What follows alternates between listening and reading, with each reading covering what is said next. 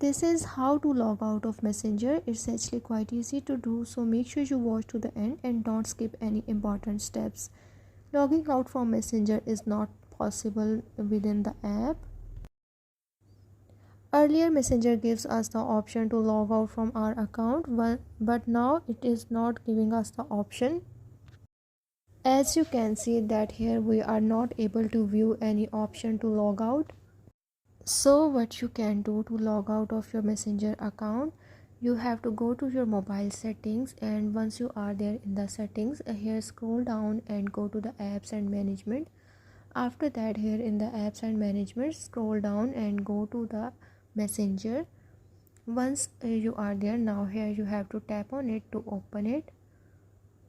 Once you open it, now here you will be able to view these options. You have to simply click on the storage, and after that here click on the clear data and then click on the delete.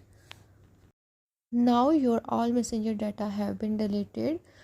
As you can see that I have been logged out from my account. Now here, as you can see, it's again asking me to log in via any of these accounts. So that's how to log out of your Messenger.